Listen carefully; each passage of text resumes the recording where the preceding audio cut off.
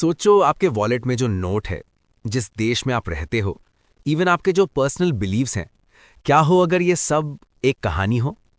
एक ऐसी कहानी जिस पर हम सब ने आंख बंद करके विश्वास कर लिया है।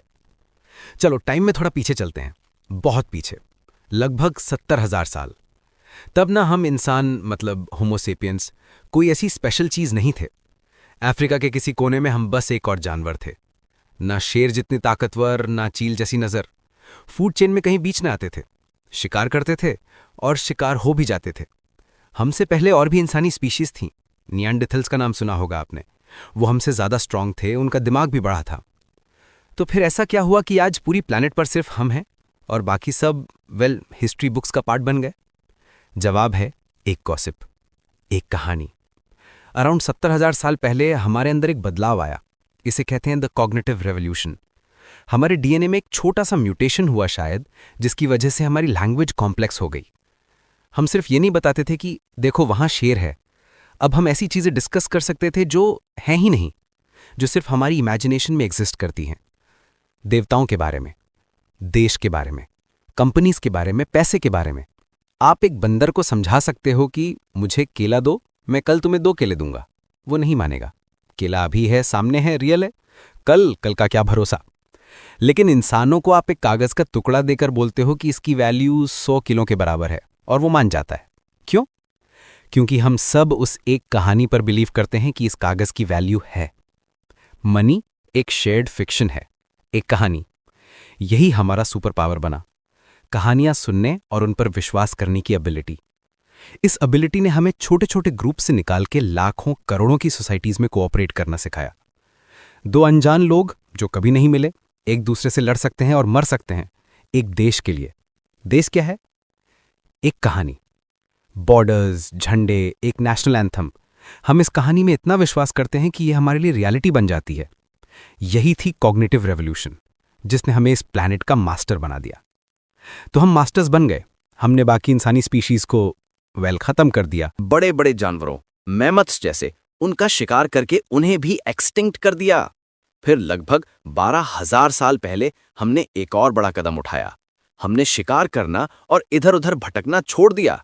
हम एक जगह टिककर खेती करने लगे। The agricultural revolution. और ऑथर युवाल नोआ हरारी कहते हैं कि ये इंसानी हिस्ट्री का सबसे बड़ा धोखा था। Histories biggest fraud. आपको लगेगा खेती करना तो अच्छी बात है, फूड सिक्योरिटी है, एक जगह पर आबादी बढ़ सकती है। हाँ, पॉपुलेशन तो बहुत तेजी से बढ़ी, लेकिन एवरेज इंसान की लाइफ वो बेहतर हुई या बदतर? सोच के देखो। एक हंटर गैदरर दिन में 4-5 घंटे काम करता था। अलग अलग तरह के फल, सब्जियां, मीट खाता था। उसकी डाइट बहुत वेरीड थी। कोई एक मालिक नहीं था। लाइफ टफ थी पर फ्री थी। फिर हमने खेती शुरू की, गेहूं उगाना शुरू किया। अब एक किसान सुबह से रात तक खेत में काम कर रहा है, एक ही तरह का अनाज खा रहा है, गेहूं, चावल, मक्का। इससे उसकी हेल्थ पर बुरा असर पड़ा। एक ही जगह पर इतने सारे लोग रहने लगे तो बीमारियां तेजी से फैलने लगी। और सबसे इंपॉर्टेंट, प्राइवेट प्रॉपर्टी का कॉन्सेप्ट आया। ये जमीन मेरी है। इससे सोसाइटी में हायरार्की बनी। राजा, प्रजा, अमीर, गरीब, मालिक, गुलाम। एक तरह से हमने गेहूं को नहीं पाला, गेहूं ने हमें पालतू बना लिया। हम उसकी सेवा में लग गए। उसको पानी दो, उसको जंगली घास से बचाओ, उसकी रक्षा करो, और बदले में हमें आने वाली जनरेशन के लिए फूड सिक्योरिटी का टेंशन मिला और एक ऐसी लाइफ जिसमें पीठ तोड़ मेहनत थी। ये था वो धोखा। पॉपुलेशन बढ़ाने के चक्कर में हमने इंडिविजुअल हैप्पीनेस को शायद सैक्रिफाइस कर दिया। तो अब हमारे पास बड़े बड़े गांव थे, शहर थे, अलग अलग कल्चर, अलग अलग देवता, अलग अलग कहानियां। तो फिर ये सारी दुनिया एक ग्लोबल विलेज में कैसे बदल गई? 3 चीजों ने इसमें सबसे बड़ा रोल प्ले किया। पहला, पैसा, मनी। एक ऐसी कहानी जो सबको पसंद आई। आप किसी भी भगवान को मानते हो, किसी भी देश के हो, लेकिन आप डॉलर या रुपए को मना नहीं करोगे। Money is the ultimate story of trust. इसने 2 दुश्मन एम्पायर्स को भी आपस में ट्रेड करने पर मजबूर कर दिया। दूसरा, एम्पायर्स, साम्राज्य। सिकंदर से लेकर ब्रिटिश एम्पायर तक एम्पायर्स ने जबरदस्ती अलग अलग कल्चर के लोगों को एक ही एडमिनिस्ट्रेशन के नीचे लाकर रख दिया। उनकी लोकल कहानियां मिटने लगीं और एक इंपीरियल कहानी ने जगह ले ली। और तीसरा, रिलीजन, धर्म। बुद्धिज्म, क्रिश्चियनिटी, इस्लाम, ये पहले ऐसे बिलीफ सिस्टम्स थे जिन्होंने कहा कि पूरी इंसानियत के लिए एक ही यूनिवर्सल ट्रुथ है। उन्होंने बाउंड्री तोड़ी और लोगों को एक शेयर्ड आइडेंटिटी दी। इन तीनों फोर्सेस ने, मनी, एम्पायर्स एंड रिलीजन ने, हमें एक दूसरे के करीब लाना शुरू कर दिया।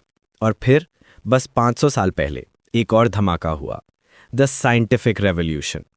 इससे पहले हम मानते थे कि दुनिया के सारे बड़े सवालों के जवाब हमारे धर्म ग्रंथों में, पुरानी किताबों में लिखे हैं। हमें बस उन्हें पढ़ना है और समझना है। साइंटिफिक रेवोल्यूशन की शुरुआत एक बहुत ही रैडिकल आइडिया से हुई। वो आइडिया था, हमें नहीं पता, द डिस्कवरी ऑफ इग्नोरेंस।